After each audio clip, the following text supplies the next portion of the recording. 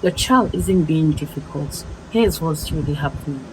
Have you ever looked at your child and thought, why are you being so difficult today? You ask them to do something simple and they ignore you.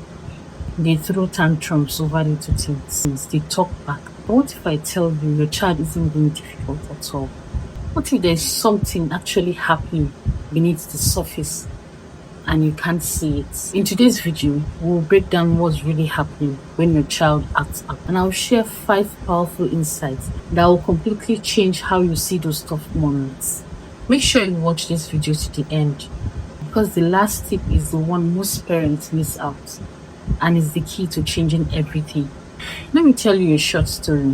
One morning I was getting my child prepared for school.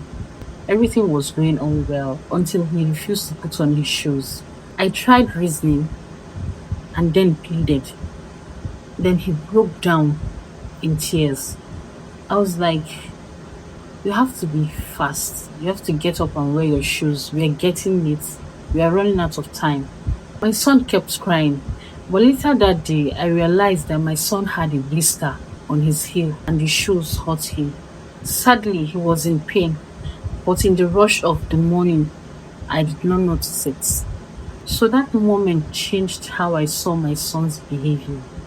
So sometimes they are not just throwing tantrums, they are trying to communicate something. So I'll be sharing with you 5 powerful insights with example. Number 1, your child's behavior is communication, not resistance.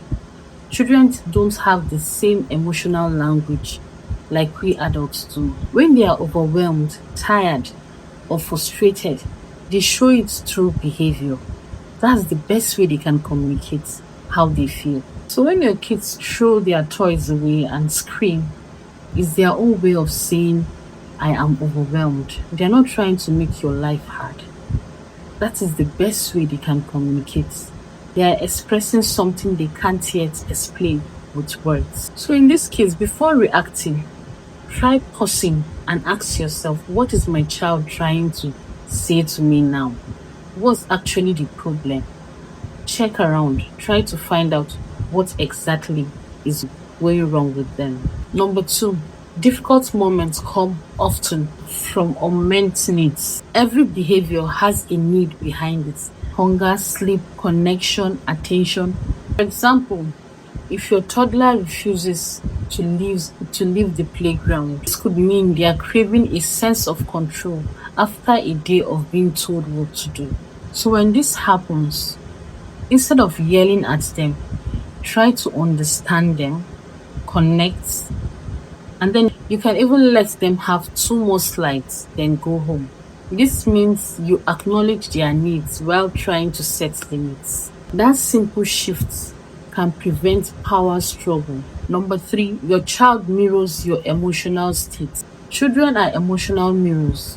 When you're stressed, rushed, or angry, they feel it. Now let's picture this. You're cooking dinner, your phone is ringing, baby is crying, and your 6-year-old toddler spills juice.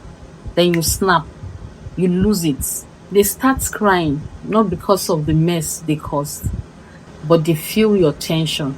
When things get tough and hard, just take a deep breath, slowly, and say, Mommy is stressed out now, so let's calm down together. That teaches your kids emotional regulation better than any lecture could ever. Number 4, connection before correction. Before correcting any mistake, try to connect. Instead of saying, why would you hit your sister like that? Try saying, I can see you're upset. Now tell me what's going on. What happened? When your kids feel heard, they calm down, and that's where learning begins. Connection builds coordination, while disconnection fuels resistance. Number 5, this is the tip most parents forget, and it's very powerful.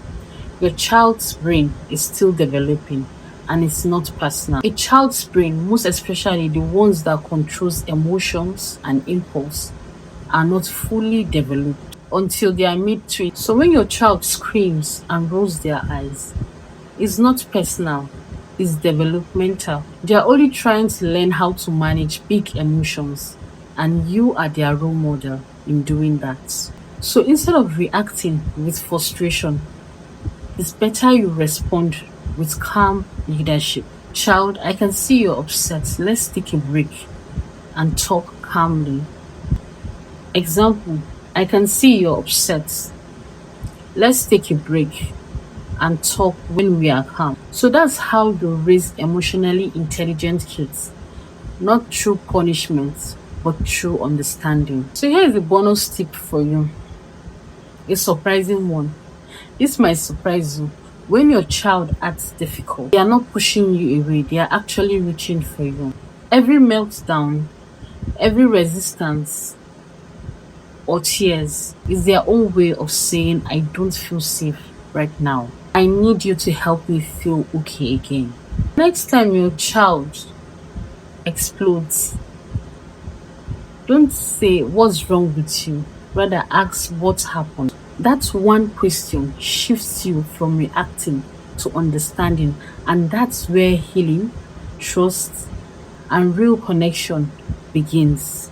So remember, your kids are not being difficult. They are trying to communicate, connect, and feel understood. And when you respond with empathy instead of anger, you teach them emotional intelligence, love, and trust. So if this message spoke to you, don't forget to like, share this video with another parent who needs to hear it, and subscribe, because next week I'll be sharing how to discipline your child without yelling or losing your calm. Trust you don't want to miss that one.